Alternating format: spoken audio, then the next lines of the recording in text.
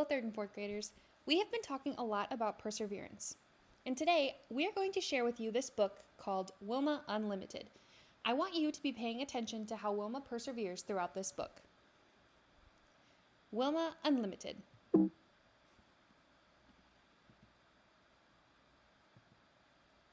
No one expected such a tiny girl to have a first birthday.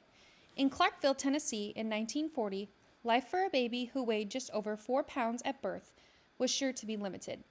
But most babies have 19 older brothers and sisters to watch over them.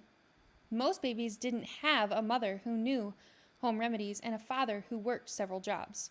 Most babies weren't Wilma Rudolph. Wilma did celebrate her first birthday, and everyone noticed that as soon as this girl could walk, she ran or jumped instead. She worried people, though. She was always so small and sickly. If a brother or sister had a cold, she got double pneumonia. If one of them had measles, Wilma got measles too, plus mumps and chicken pox. Her mother always nursed her at home.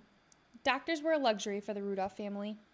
And anyway, only one doctor in Clarksville would treat black people.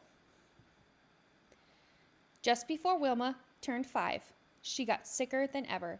Her sisters and brothers heaped all the family's blankets on her, trying to keep her warm. During that sickness, Wilma's left leg twisted inward, and she couldn't move it back. Not even Wilma's mother knew what was wrong. The doctor came to see her then. Besides scarlet fever, he said, Wilma had also been stricken with polio. In those days, most children who got polio either died or were permanently crippled. There was no cure. The news spread around Clarksville. Wilma, that lively girl, would never walk again.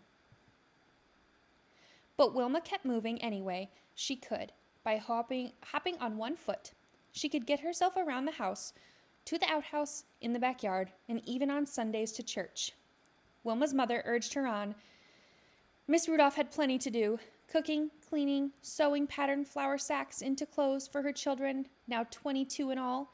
Yet twice every week, she and Wilma took the bus to the nearest hospital that would treat black patients, some 50 miles away in Nashville. They rode together in the black, the only place blacks were allowed to sit. Doctors and nurses at the hospital helped Wilma do exercises to make her paralyzed legs stronger. At home, Wilma practiced them constantly, even when it hurt. To Wilma, what hurt most was that the local school wouldn't let her attend because she couldn't walk. Tearful and lonely, she watched her brothers and sisters run off to school each day, leaving her behind. Finally, tired of crying all the time, she decided she had to fight back. Somehow. Wilma worked so hard at her exercises that the doctors decided she was ready for a heavy steel brace. With the brace supporting her leg, she didn't have to hop anymore. School was possible at last, but it wasn't the happy place she had imagined. Her classmates made fun of her brace. During playground games, she could only sit on the sidelines, twitchy with impatience. She studied the other kids for hours, memorizing moves, watching the ball zoom through the rim of the bushel basket they used as a hoop. Wilma fought the sadness by doing more leg exercises. Her family always cheered her on, and Wilma did everything she could to keep her from worrying about her. At times, her leg really did seem to be getting stronger. Other times, it just hurt. On Sunday, on her way to church, Wilma felt especially good. She and her family had always found strength in her faith, and church was Wilma's favorite place in the whole entire world. Everyone she knew would be there, talking and laughing, praying and singing. It would be just the place to try the bravest thing she had ever done. She hung back while people filled the old building. Standing alone, the sound of hymns coloring the air, she unbuckled her heavy brace and set it by the church's front door. Taking a deep breath, she moved one foot in front of her, her knees trembling violently. She took her mind off her knees by concentrating on taking another breath, and then another.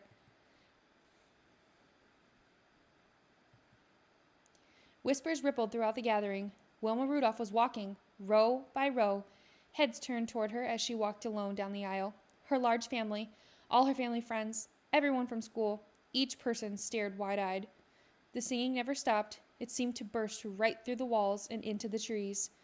Finally, Wilma reached a seat in the front and began singing too, her smile triumphant.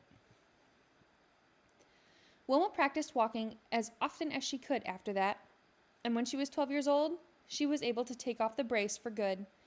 She and her mother realized she could get along without it.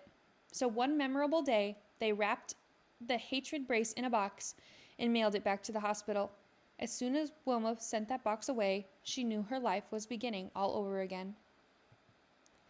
After years of sitting on the sidelines, Wilma couldn't wait to throw herself into basketball, the game she had most likely watched. She was skinny, but no longer tiny. Her long legs would propel her across the court and through the air, and she knew all the rules, all the moves. In high school, she led her basketball team to one victory after another.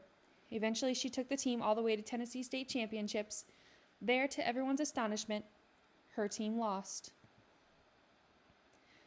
Wilma had become accustomed to winning. Now she slumped on the bench, all the liveliness knocked out of her. But at the game that day was a college coach. He admired Wilma's basketball playing, but was especially impressed by the way she ran. He wanted her for his track team and field. With this help, Wilma won a full athletic scholarship to Tennessee State University. She was the first member of her family to go to college. 8 years after she mailed her brace away, Wilma's long legs and years of hard work carried her thousands of miles from Clarkville, Tennessee.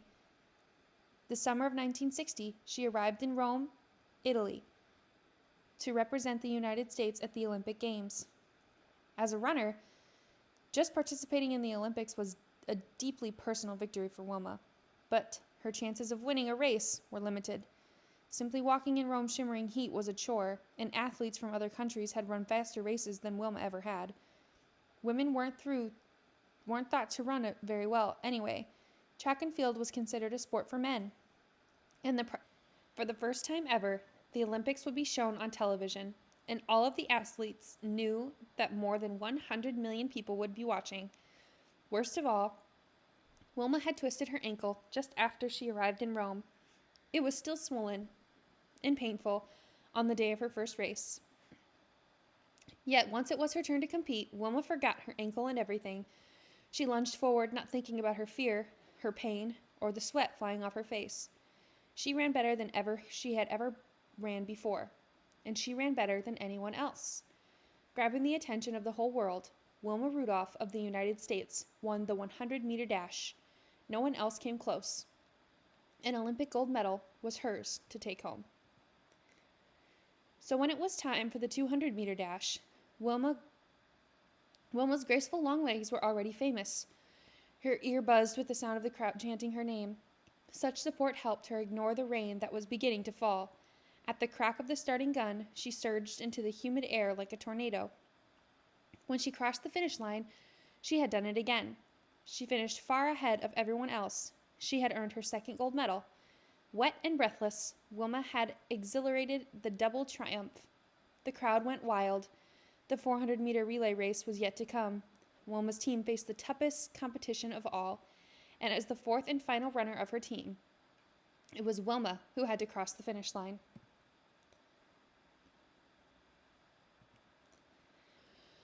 Wilma's teammates ran well, passed the baton smoothly, and kept the team in first place. Wilma readied herself for the dash to the finish line. As her third teammate ran toward her, she reached back for the baton and nearly dropped it.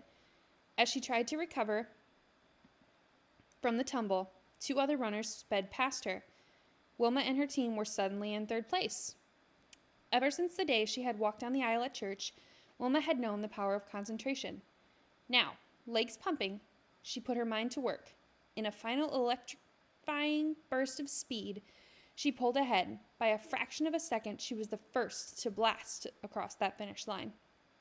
The thundering cheers matched the thundering on her own heart. She had made history. She had won for an astonishing third time. At her third ceremony that week, as the band played the Star-Spangled Banner, Wilma stood tall and still, like a queen, the last of her 3 Olympic gold medals hanging around her neck. Wilma Rudolph, once known as the sickliest child in Clarksville, had become the fastest woman in the world.